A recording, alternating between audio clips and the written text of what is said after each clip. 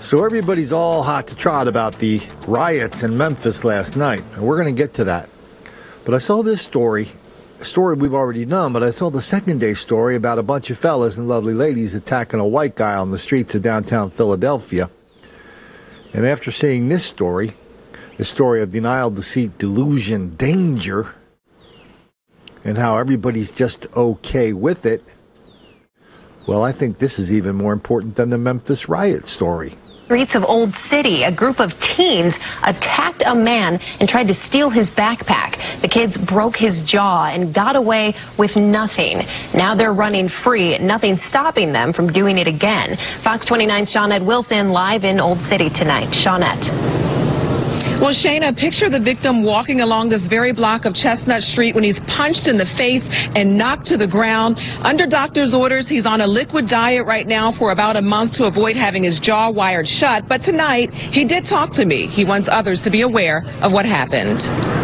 Fractured mandible, my lower jaw, fractured cheekbone under my left eye, and the nasal bone here was also fractured, 2 stitches here, and bruising and cuts throughout my body. His bruises tell one story, but the words from his mouth tell a very different one. I do not wish ill will on these individuals. I do not wish to dehumanize them. They are people. Something caused them to do this. 32-year-old Rizzo Mertz calls himself an eternal optimist, even after the vicious attack he suffered. I can't let this get me down. There's enough people afraid as it is. Philadelphia police released this video from a business security camera on Chestnut Street in Old City. They say it shows a group of teens in the moments before they attacked Rizzo along the 300 block of Chestnut Street. Sucker punched me in the left side of the face, resulting in a stitch. After that, the other males in the group set upon me or knocked me down on the ground where I had abrasions on my knee, my elbows, my hands, my knees. He says it was around 12:30 Monday morning. He was leaving a friend at Society Hill Hotel after Pride Day in the city. Rizzo wants to stress he doesn't think the act was a hate crime. I firmly believe it was a random act. I was at the wrong place at the wrong time. This could have happened to anybody. 2 days after the attack, he's wearing a shirt that says violence is not strength. And he says what happened hasn't scarred him. Nothing will break my spirit when it comes to my faith in humanity and my faith in Philadelphia. To begin here at 4:30 with a search for a group of teenagers accused of assaulting a man in Old City. The attack happened 2 days ago, the victim suffering a broken jaw. Police believe the motive here was robbery, but the suspects didn't take anything. Action News reporter Bob Brooks now live along Chestnut Street, where this happened. Again, Old City, Philadelphia. Bob, you've got surveillance video of the teens that police are trying to track down right now. Yeah, Brian, I do. And you're going to see in the video these teens walk right down Chestnut Street, again, right here in Old City. But we know crime can happen wherever. Now, in this video, you can't really get that clear of a picture of who these teens are. But police are hopeful that one of them is going to have a change of heart, that maybe they didn't necessarily want this attack to happen. And they're going to come forward and start working with them to get to the bottom of things. Right now, Philadelphia police say all 8 of these teens, boys and girls, are considered suspects in a brutal beating of a man in Old City. You'll see the video freeze during the moments. You can see their faces best. Detectives say the victim suffered a broken jaw and several other facial injuries. I don't think it's over now in terms of healing from what happened. Today, Captain Sekou Kinabrou says it was after midnight this past Monday in the 300 block of Chestnut Street in the heart of Old City. The group of teens are out past curfew and are up to no good when they spot their victim. Police say this video is from a nearby hotel just before the crime. They attempted to grab his backpack. And when the teens can't get the bag, they beat the man. They started striking, punching, kicking him repeatedly. Now, after the attack, all 8 of those teen suspects fled on foot, but Captain Kinabrou says he doesn't think all of them might have been involved with this attack. And he says there's still time for one of them, at the very least, to come forward and avoid some serious trouble. If you're someone in that situation and you say, wait a minute, I was there, but I didn't participate in this, and I really didn't even want it to happen, but I was powerless to stop it, that would be good for us to know. We also talked today about why these teens would want to do something like this and how to prevent it. And Kinabrou says it starts with parents and role models engaging these teens. And I think it's just a matter of everybody being on the same page to make sure that we're involving our kids. And also make sure they abide by the curfew, which the police recently tweeted out. If you're 12 and under during the week this summer, it's 9:30 and 10 on the weekends. And for those who are 13 and up, it's 10:30 during the week and midnight on the weekends. Okay, Shari, kids definitely need to stick to those curfews. Now, Captain Kinneber says again, if one of those teens caught on video did not play a role in this attack, you still have time to cooperate. However, if you don't and you're all caught later, it's going to be big trouble for everyone. So in Philadelphia, there are no victims, just volunteers. That dude with the blonde mohawk telling about how the kids were, good people. He did not want to dehumanize him.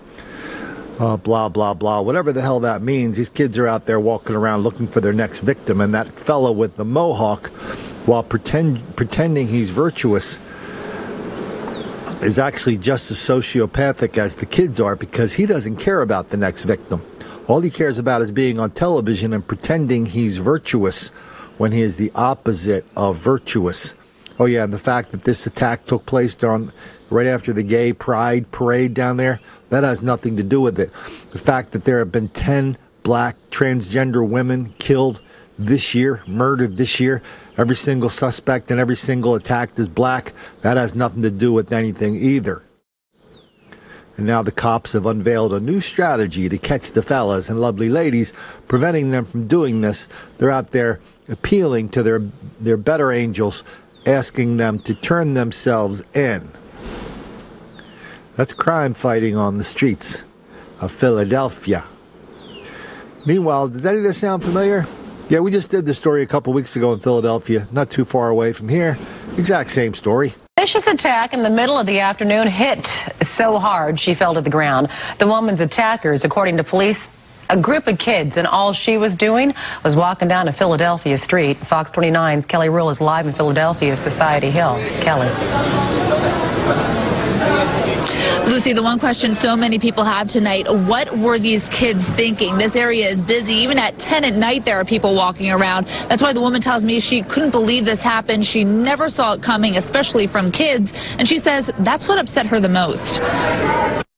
She's sporting a big smile and what appears to be a school uniform, but this isn't school picture day. Philly police say she's a part of a group accused of brazenly attacking a 24-year-old in broad daylight. Even though they are kids, police want you to see their faces. So does their victim. I look up and it was her and her friend, who was a male, and they were just like laughing hysterically, clearly like thought it was the funniest thing. She says she was walking to the gym last week right near 2nd and Pine Streets in Philadelphia's busy Head House Square in the middle of the day.